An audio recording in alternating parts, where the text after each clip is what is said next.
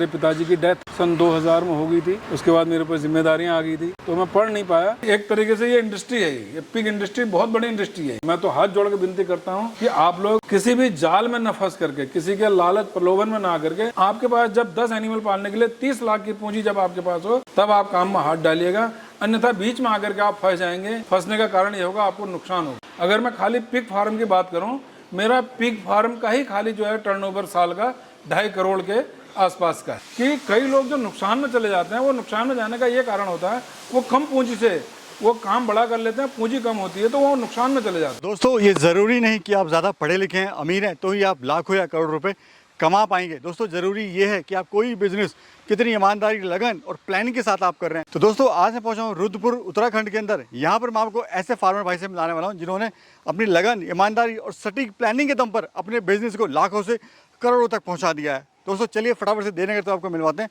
Farmer भाई। Sir नमस्कार। नमस्कार सर, कैसे हैं रावत जी? बढ़िया है सर, बहुत बहुत धन्यवाद सर। आपका भी, आपके चैनल को देखने वाले व्यूवर्स का भी बहुत बहुत धन्यवाद जी। हाथ जोड़ के सबको मेरा नमस्कार। रावत जी, अपना इंट्रोडक्शन दीजिए। मेरा नाम योगेंद्र सिंह रावत है और आप ग्राम सभा बसगर पड़ता है। ये काफी बड़ा क्षेत्र है, एरिया है ग्राम सभा का। तो उसके एक साइड में, एक कोने में ये मेरा आवास है, घर है। सर, मेरी पढ़ाई जो है इंटरमीडिएट है। मैंने इंटरमीडिएट से तक पढ़ाई कर रखी है, क्योंकि किसी कारणवश पारिवारिक स्थिति के कारण या गाइडेंस के कारण मैं आगे पढ़ाई नहीं कर पाया, क्योंकि मेरे पिताजी की डेथ सन 2000 में हो गई थी। उसके बाद मेरे ऊपर जिम्मेदारियां आ गई थी तो मैं पढ़ नहीं पाया। लेकिन यह है कि पढ़ाई के साथ साथ, जिम्मेदारियों के साथ साथ, जब अचानक से पिताजी का देहांत हो गया तो जिम्मेदारियों का बोझ बढ़ा और करते करते करते करते मेहनत करी, रात दिन एक करा और अपने काम धंधों पर लग गए तो पढ़ाई छूट गई। सर, यकीन नहीं होता, केवल 12वीं पास ग्रामीण परिवेश से आते हुए किसान ने आज अपना जो टर्नओवर है करोड़ों तक पहुंचा दिया है। सर जी सर, देखिए, आज अगर हम करोड़ों रुपए के टर्नओवर पर पहुंचे हैं तो इसके पीछे बहुत संघर्ष की कहानी है। मैं समझता हूं, मैं सन 2000 के बाद, ये 25 साल हो गए हैं। इस 25 साल में मैंने न कहीं मैं फालतू कहीं न घूमा, न मैं अगर घूमता हूं कहीं मैं विजिट करता हूं तो बिजनेस पर्पज से विजिट करता हूं। मैं पंजाब जाता था तो एनिमल को देखने के लिए, कैसे डेयरी फार्मिंग कर रहे हैं, कैसे सैलेज का काम कर रहे हैं।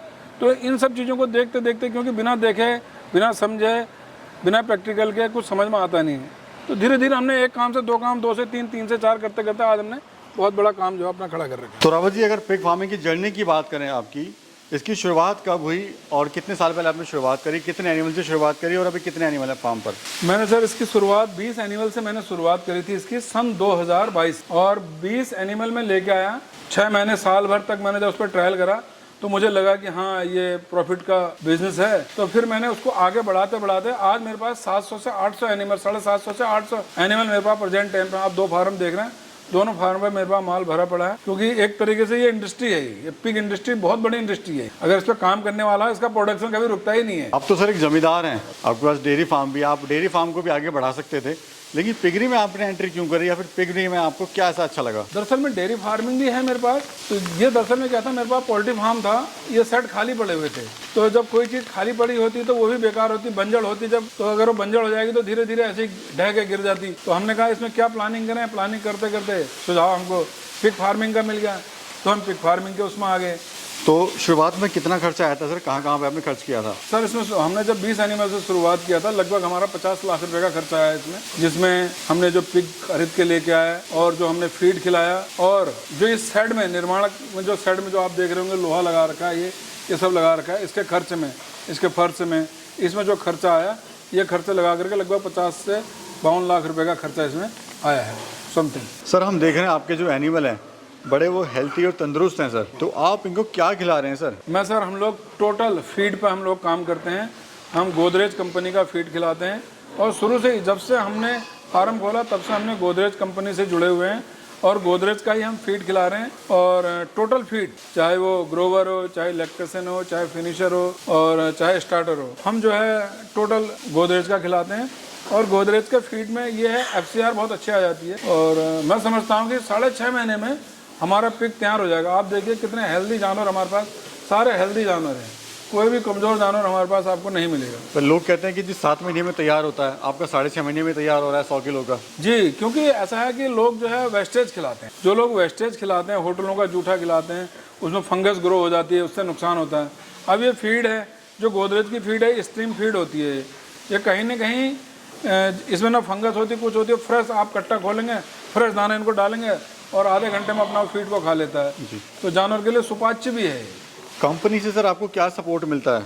कंपनी से हमको सर गोदरेज कंपनी की तरफ से हमें बहुत अच्छा सपोर्ट मिलता है। मैं गोदरेज कंपनी का भी धन्यवाद देना चाहूँगा कि उनके एम्प्लॉयज़, जो उनके कर्मचारी हैं, जो समय समय पर आकर के हमको गाइड करते रहते हैं, हमारे फार्म का विजिट करते रहते हैं और हमें नई नई जानकारियाँ, फीड में क्या पड़ रहा है, क्या पढ़ना है, जानवरों को क्या कब क्या देना है, ठंडी में कैसे रखना है, गर्मी में कैसे रखना है, बरसातों में इनका देखभाल कैसे करना है, तो उन लोगों की गाइड रहती है। तो मैं कंपनी का भी और उनके एम्प्लॉयज़ का भी बहुत बहुत धन्यवाद देना चाहता हूँ कि वो लोग बहुत सपोर्ट करते हैं हम लोगों को। अभी सर मार्केट में क्या रेट चल रहा है?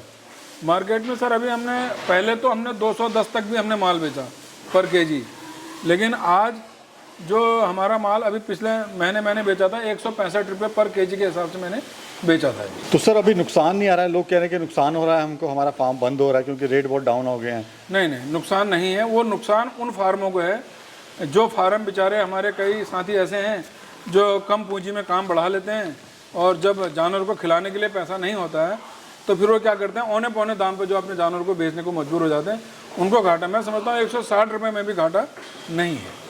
अभी सर ये बिकता कहाँ पर है, हमें बताइए। ये टोटल सर हमारा माल जो है आसाम जाता है और आसाम में ही इसकी सबसे बड़ी मंडी है और हमको तो कहीं जाने की ज़रूरत नहीं है। आसाम से जो गाड़ियाँ आती हैं वो खुद हमसे कांटेक्ट करके हमसे माल खरीद के ले जाते हैं, हमें कहीं नहीं जाना पड़ता, हमसे फार्म से ही माल उठा के ले जाते हैं। और पेमेंट वगैरह सर इसमें कैसे होती है? पेमेंट सर कैश पेमेंट देते हैं वो लोग।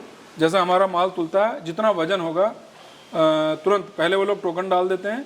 टोकन डालने के बाद जब माल तोलने आते हैं, जैसे माल तुलते रहता है और उसी हिसाब से पेमेंट डालते रहते हैं।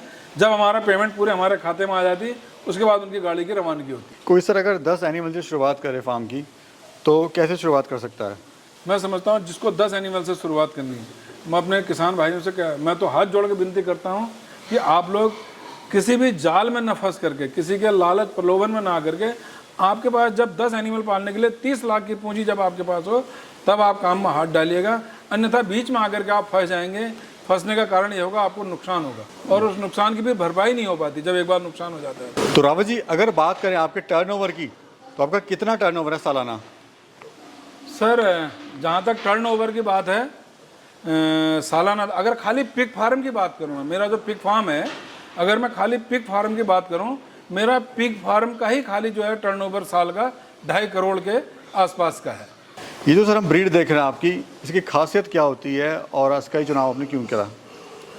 दरअसल में जब हमने शुरुआत जब इस फार्म की करी थी, पिग फार्म की, तो हमें ज़्यादा इसका नॉलेज नहीं था। तो हमने जब कुछ लोगों से राय मशवरा करा, मार्केट में कुछ डॉक्टरों से पता करा, तो उन्होंने कहा कि जो आसाम में जो माल बिकता है ज़्यादातर वो जो है लार्ज वाइट जो है, जो यॉर्कशायर लार्ज वाइट जो पिग है, इसकी डिमांड ज़्यादा है। तो हमने इसीलिए इस पिग को जो है चूज करा और इसी से हमने इसकी शुरुआत करी। सर कुछ लोग कहते हैं कि पिग फार्म बिजनेस जो है सिर्फ नुकसान का बिजनेस है, इसमें कुछ नहीं होता, लेकिन वहीं आप इससे 2.5 करोड़ का आपका टर्नओवर है। तो उन भाइयों के लिए आप क्या कहना चाहेंगे जो ये कहते हैं कि पिग फार्म बिजनेस बेकार है? नहीं, मैं इस चीज़ को नहीं मानता हूँ। हाँ, अगर मेरे मैनेजमेंट में कहीं कमी हो रही है, मैं कर नहीं पा रहा हूँ ढंग से, तो मैं कुछ भी कह सकता हूँ। लेकिन मैं तो, आप तो देख रहे हैं प्रत्यक्ष, आप तो मौके पर आ रखे हैं, आप देख रहे हैं। अगर मेरा टर्नओवर नहीं होता, मुझे अगर नुकसान होता, तो मैं इतना स्ट्रक्चर जो मैंने बना रखा है, इतना फार्म में रनिंग काम चल रहा है, 800 पिग को मैं खिला रहा हूँ, तो ये बिना प्रॉफिट का तो मैं इतना बड़ा काम नहीं कर सकता हूँ। तो ये प्रॉफिट का काम है। मैंने आपको बताया कि कई लोग जो नुकसान में चले जाते हैं, वो नुकसान में जाने का ये कारण होता है, वो कम पूंजी से वो काम बड़ा कर लेते हैं, पूंजी कम होती है तो वो नुकसान में चले जाते हैं। जी। तो सर आपने सोचा था कभी कि मैं 12वीं पास हूँ, मैं एक दिन करोड़ रुपए कमाऊंगा इस बिजनेस से? कभी सोचा था सर, ऐसा विचार आया था कभी? जी सर, मैंने तो कभी सपने में भी ये नहीं सोचा था कि मैं अपनी लाइफ में मैं इतने भी काम कर सकता हूँ। लेकिन क्या है कि जब मजबूरियाँ आती हैं, जब अभाव होता है, जब कुछ करने की, जब मन में शक्ति आ जाती है एक दूसरे को देख के कंपटीशन के दौर पे, तो जब आपको लगता है कि मुझे कुछ करना है, जब आप फिर उसके पीछे डट जाते हैं, तो फिर जब आपको थोड़ा सा भी अगर मार्जिन दिखने लगता है तो फिर और लालच आता है। तो ये लालच ही ऐसा रहा कि मेरे को लालच, किसी में नुकसान हुआ चाहे फ़ायदा हुआ, लेकिन मैंने काम नहीं छोड़ा, मैं निरंतर उसमें डटे रहा और उस डटने का परिणाम ये रहा कि मैं आज आपके सामने खड़ा हूँ, मेरा फार्म आपके सामने खड़ा है। आप अपने कैमरों में इसको रिकॉर्ड भी कर रहे हैं, आपको दिख भी रहा होगा कि कितना बढ़िया फार्म हमारा, कितने बढ़िया शानदार बच्चे इनके आ रखे हैं।